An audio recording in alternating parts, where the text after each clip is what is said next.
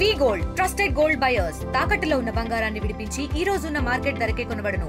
మరిన్ని వివరాలకు సంప్రదించండి 7771077720.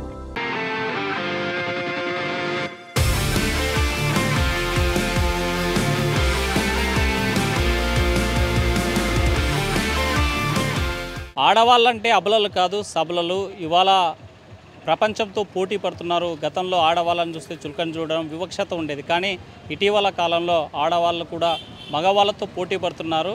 అర్ధనారీశ్వరులాగా నేను ఎవరితో మగవాళ్ళతో సైతం నేను వాళ్ళతో పోటీ పడతానని ముందుకు వచ్చేటువంటి పరిస్థితి కనిపిస్తుంది. కింద స్థాయి ఆటో మొదలుకొని పైలట్ దాకా అంటే విమానం నడిపే స్థాయికి ఎదిగారంటే ఆడవాళ్ళ యొక్క మనోధైర్యం ఏ స్థాయికి వచ్చిందని చెప్పుకోవచ్చు మనం. అలా సక్సెస్ సాధించినటువంటి వాళ్ళు గొనెగండ్ల మండలం నెరుడుప్పలకు సంబంధించినటువంటి మహిళ ఆటోలోనే జీవనంగా సాగిసుకొని తన కుటుంబాన్ని ఒంటి చేత్తో పోషిస్తున్నటువంటి పరిస్థితి ఉంది. మనతో మాట్లాడడానికి ఆ మహిళ ఉన్నారు. చెప్పండి అమ్మా, ఎట్లా మీరు ఆటో రంగంలోకి ఎట్లా వచ్చారు? మీ కుటుంబం పరిస్థితి ఏంటి? నమస్కారం సార్, నేను డిగ్రీ చేసినాను. డిగ్రీ చేస్తూ జీవనోపాధి కోసం ఆర్డిటి సంస్థలో ట్యూషన్ చెప్తుంటే ట్యూషన్ చెప్పడం వల్ల మంత్లీ 1500 ఇస్తుండ్రి, అది సరిపోవడం లేదని ఆర్డిటి సంస్థ మహిళల్ని గుర్తించి ఇలా చదువుకున్న వాళ్ళు, ఒంటరి మహిళలు కూడా ఉంటారు కదా, బీద పరిస్థితిలో ఉన్న వాళ్ళు కూడా ఉన్నారు కదా అని ఆర్డిటి సంస్థ మమ్మల్ని గుర్తించి ఆటో ట్రైనింగ్ ఇచ్చి డ్రైవింగ్ నేర్పించి ఆటో ఇప్పిస్తామని చెప్పేసి అప్లికేషన్ పెట్టేసాం సార్. అప్లికేషన్ పెట్టిన వెంటనే ఒక 1 ఇయర్ తర్వాత వాళ్ళు డ్రైవింగ్ నేర్పించి 1 మంత్ తర్వాత లైసెన్స్తో పాటు వాళ్ళే ఇప్పించి ఫ్రీ ఆటో కూడా ఇప్పించేసినారు సార్ మాకు. ఇప్పుడు నేను రోజుకు వచ్చేసి ఒక 500 సంపాదించుకోగలను. మీరు డిగ్రీ అయిపోయింది, చదువుకొని మంచి చదువుకున్నారు, గ్రాడ్యుయేషన్ అయిపోయింది, మరి ఇదే రంగాన్ని ఎందుకు ఎంచుకున్నారు? మహిళ ఒక ప్రత్యేకత ఉండాలి, మహిళ అంటేనే ఒక ప్రత్యేకత ఉండాలని మేము చదువుకునేటప్పుడు పొదుపు సంఘాలలో కానీ ఆర్డిటి మీటింగ్లకు వెళ్ళేటప్పుడు మహిళ అంటే అబల కాదు సబల అని చెప్తూ ఉండే విధంగా మహిళ అంటేనే ఏదో ఒక పని చేస్తే ప్రత్యేకంగా ఉండాలని చెప్పేవారు సార్. ప్రతి మీటింగ్కి నేను ఆర్డిటిలో అటెండ్ అయ్యే ప్రతి మీటింగ్ కూడా మహిళ అంటేనే ఒక ప్రత్యేకత ఉండాలి, ఆ ప్రత్యేకత కావాలంటేనే నేను నాకు సంబంధించి నేను ప్రత్యేకంగా ఒక పని చేయాలి అనుకున్నాను. నేను చేసే పని ఒకరు వేరే వాళ్ళు చేయకూడదు అనుకున్నాను సార్. ఆ విధంగా నేను ఈ రంగాన్ని ఎంచుకున్నాను సార్. అంటే మహిళలు ఏదైనా పని చేస్తున్నారంటే కొద్దిగా చులకన చూస్తున్నారు, అలాంటిది ఆటోలు నడుపుతున్నారంటే అవహేళనగా చూసేటువంటి పరిస్థితులు ఉండేవి కదా. అందులో మీది గ్రామం, ఆ గ్రామంలో ఎలా మిమ్మల్ని చూస్తే జాలితో చూస్తారా?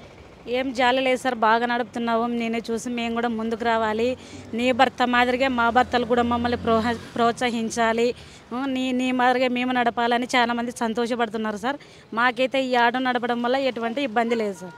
అంటే మనం చూస్తాము ఆటోలు అంటే ఒక్కొక్కసారి క్రౌడ్ అంటే ఎక్కువ మందిని తీసుకుపోయే సమయంలో మీరు ఆటో నడుపుతుంటారు, పక్కన కూర్చున్నటువంటి కొంతమంది ఆకతాయిలు అట్లా ఏమంటే అసభ్యంగా ప్రవర్తించడం అట్లాంటివి ఏమైనా ఎదుర్కొన్నారా?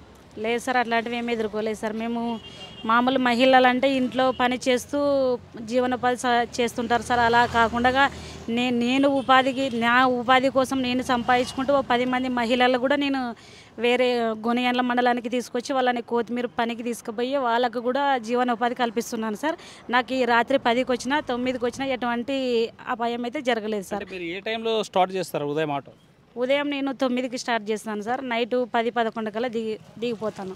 అంటే లేట్ అవర్స్లో పోవడం, కొన్నిసార్లు 9 అంటున్నారు, 10 అంటున్నారు, ఆ టైమింగ్లో పోతే మీ భర్త ఏమన్నాడు మా భర్త ఏమన్నాడు సార్, మా భర్త ప్రోత్సాహం వల్లే నేను ఇంత ముందుకు వచ్చినాను కదా సార్. అంటే ఎందుకు ఇంత లేట్గా వచ్చావు అనేటువంటి చాలామంది ఇళ్ళలో చూస్తుంటాం కదా, అలాంటిది ఎప్పుడన్నా మీ మీ ఇద్దరి మధ్య ఏమైనా వచ్చిందా? లేదు సార్, అట్లాంటిది ఏం రాలేదు సార్. మేము అది ప్రతి పని చేసేటప్పుడు ఏం చేస్తున్నాం, ఎక్కడ పోతున్నాం అనేది మా భర్తకి మేము చెప్పేసి పోతుంటాం సార్. మాకు అటువంటి సమస్యలు మా భర్త వల్ల కానీ మా అత్త మామల వల్ల కానీ మా తల్లిదండ్రుల వల్ల కానీ ఏం ఏర్పడలేదు సార్. అదే చాలామంది పురుషులు చూస్తుంటాం భర్తలు భార్య పట్ల అనుమానించగడం, లేకపోతే ఇంకో రకంగా చూడడం, లేకపోతే అవహేళన సూటిపోటి మాటలు ఇట్లా ఏమైనా ఎదుర్కొన్నారు ఎప్పుడైనా? లేదు సార్, అట్లాంటివి ఏం మనకి ఎదుర్కోలేదు సార్. మా అత్త మామ కానీ మా తల్లిదండ్రులు కానీ మా తమ్ముడు కానీ మా బాబాయ్ పిన్ని వాళ్ళు కూడా చాలా సంతోషంగా ఉన్నారు సార్. ఇప్పటివరకైతే నా కూతురు డ్రైవింగ్ చేస్తుందని సంతోషంగా ఉన్నారు సార్. అంటే ఇప్పుడు మీతోటి మహిళలు మీ క్లాస్మేట్స్ లేకపోతే మీ ఊర్లో ఉన్నటువంటి మహిళల వీళ్ళు ఎప్పుడైనా మీతో డిస్కస్ చేస్తే ఏం చెప్తారు? ఏం లేదు సార్, డిగ్రీ చేసినా కూడా మా ఫ్రెండ్స్ చాలా సంతోషంగా ఉన్నారు సార్. మా ఫ్రెండు ఒక 10th క్లాస్ బ్యాచ్ వరకు కూడా మా న్యూస్ పేపర్కి వచ్చినా కూడా దానికి వచ్చినా కూడా మేము వాట్సాప్ గ్రూప్లో ఉన్నాం కదా సార్, దానికి మెసేజ్ రిప్లై ఇస్తారు సార్.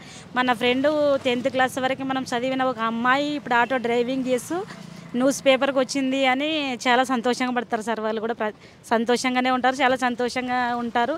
నాకు కంగ్రాట్స్ తెలియజేస్తూ ఉంటారు సార్. నేను కూడా సంతోషంగానే పడుతుంటాను. అంటే డిగ్రీ అయిపోయింది, పై చదువులకు పోవాలనో లేకపోతే ఉద్యోగం చేయాలనో మంచి కాంపిటీషన్లో పార్టిసిపేషన్ చేయాలనో అంటే ఈ ఆలోచన ఎప్పుడు రాలేదా మీకు?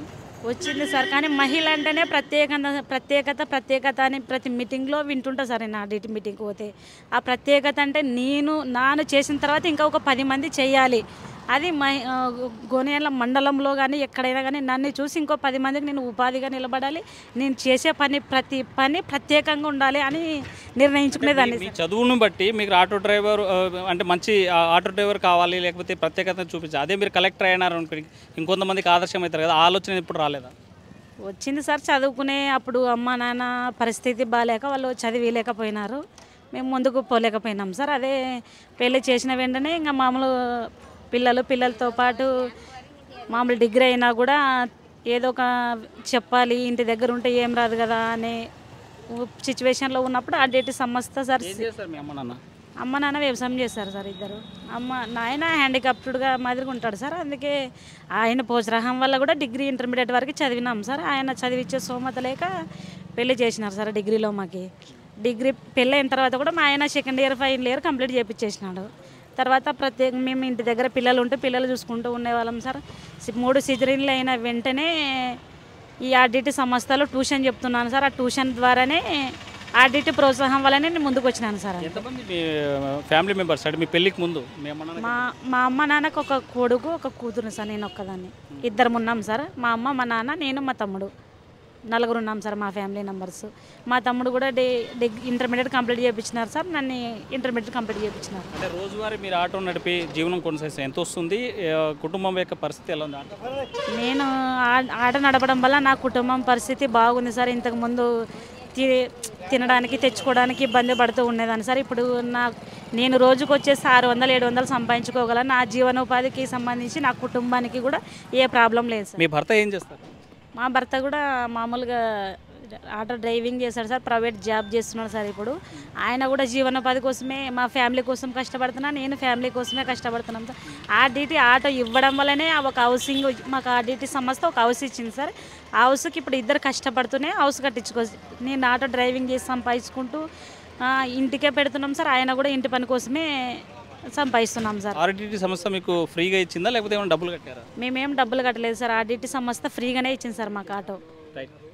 మనతో మాట్లాడిన కొంతమంది ప్యాసింజర్స్ ఉన్నారు. ప్రతిరోజు ఆ గ్రామానికి వెళ్ళేటువంటి వారంతా కూడా ఈ ఆటో ద్వారానే రోజు వెళ్ళేటువంటి పరిస్థితి. వాళ్ళతో మాట్లాడదాం. ఇప్పటికైతే మీ ఊరు మహిళ ఆడపడుచు ఈ మహిళ డ్రైవింగ్ చేస్తూ జీవనం కొనసాగిస్తుంది, ఎట్లా చూడాలంటారు సార్?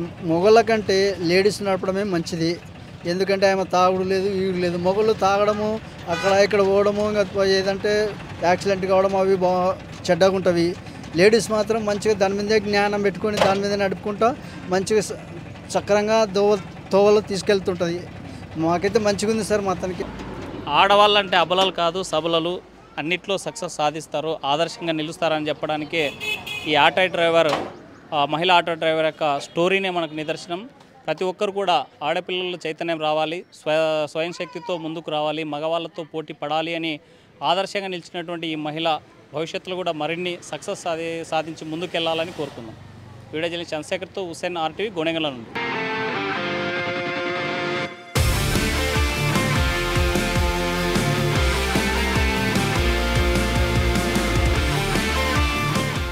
మరిన్ని వీడియోస్ కోసం ఛానల్ ని సబ్స్క్రైబ్ చేయండి. లేటెస్ట్ అప్డేట్స్ కోసం వాట్సాప్ ఛానల్ ని ఫాలో అవ్వండి. అండ్ లింక్ డిస్క్రిప్షన్ లో ఉంది.